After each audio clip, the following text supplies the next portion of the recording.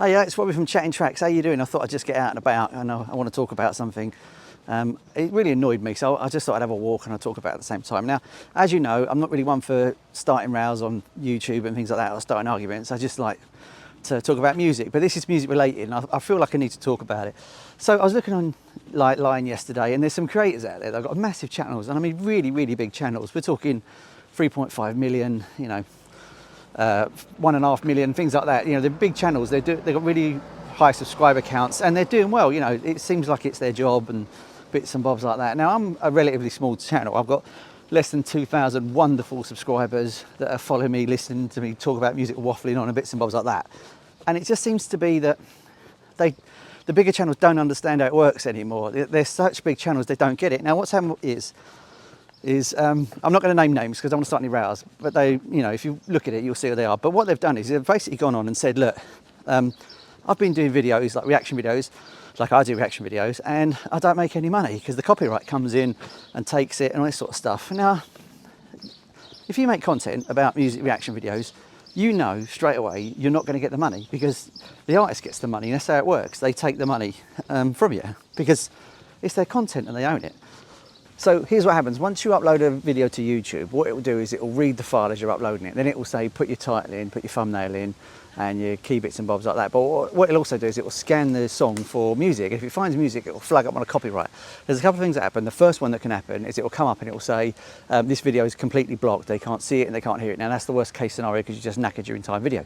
Now on the second one, what you'll get is sometimes they'll say, this can't be monetized, but the artist allows you to use it, which is extremely cool of them. And the third one is sometimes, like a lot of metal bands do this in Japan in particular, they'll give you a 50-50 split. So you'll get half the money, they'll get half the money, because technically you're advertising their song for them, so they'll give you half of the revenue, which is a really nice thing for them to do. That doesn't happen at all. In fact, it's only when you do Japanese bands I've found this actually happens, and they're really cool about it. Now, what my main beef is of what's going on at the minute is there's these big channels that have got millions of followers and are complaining that they're getting copyright strikes about the music. Well, you're going to get that. Now, I've only got a small channel and I know that you're going to get copyright strikes, and it's almost like it's a mystery to these people that they're now getting hit for it. Now, I know for a fact that if I do a reaction video, I'm more likely going to not get monetized for that video, but I'll do it to build my fan base. That's why I'll do it. And also, if the song's really good, I just want to talk about it. That's mainly the real reason, is because the song's probably really, really good and I want to chat about it. So I'll do that video because I want that.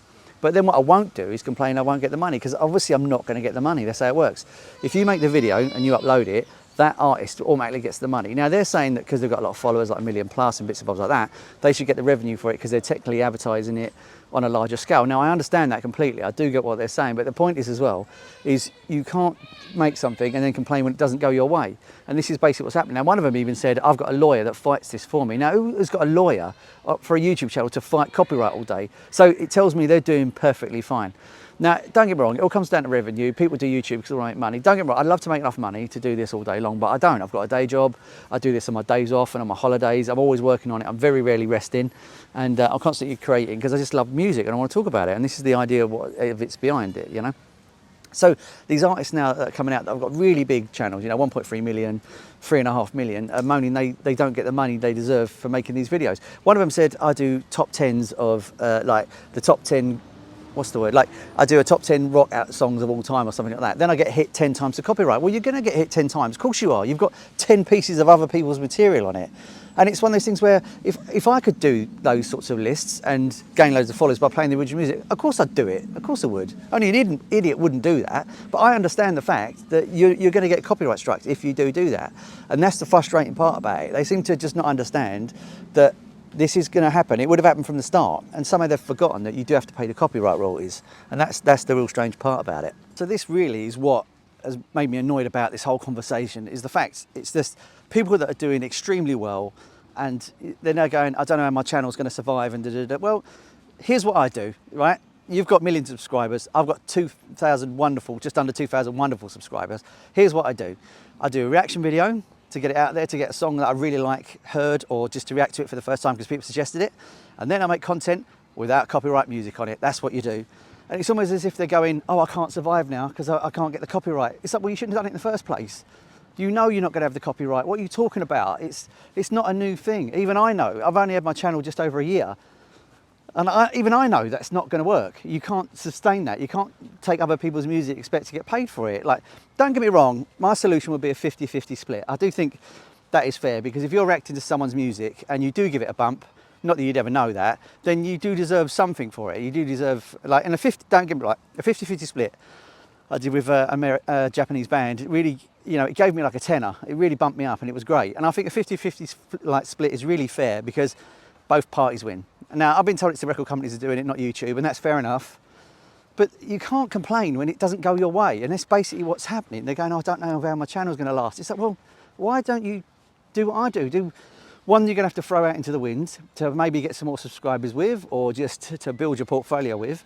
And then ones where you don't use the music. Because one of them's going, oh, I'll play this, and then I'll play this bit of music, and then, how can I talk about it without playing the music? Well, if people have heard the song, they know it anyway. But secondly, they might go and discover the song and find more of the artist's catalogue. So it might work in a two-way street. There is more to this. It's not just, if you put a video out and they watch it, they know exactly what it is.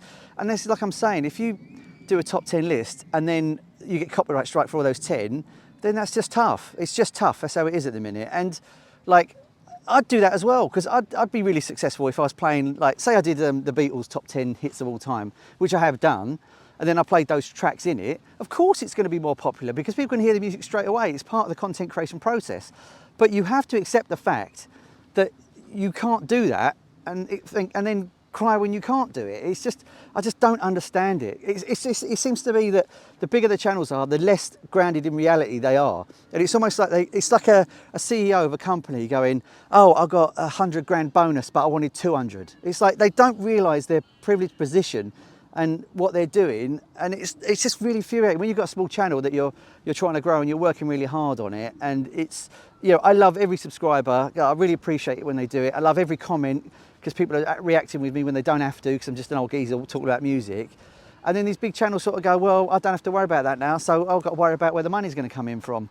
And that I understand as well, but at the same time, you have to accept the fact that if you use someone's content, you're going to get hit by it. It's part and parcel of what it is.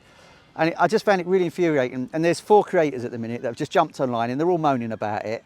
And it doesn't seem to be like a mission to do it for everybody. It's not like, oh, well, if we get this sorted out, all the little channels will be all right as well. It seems to be, I'm now losing money from my channel and it's not fair and da-da-da. It's never been fair and it never was fair. And if you didn't figure that out, then what can I say? You know what I mean? It's your own fault. It really is. And it just really infuriated me, because it's basically, like an adult version of throwing your toys out the pram because you can't get what you want.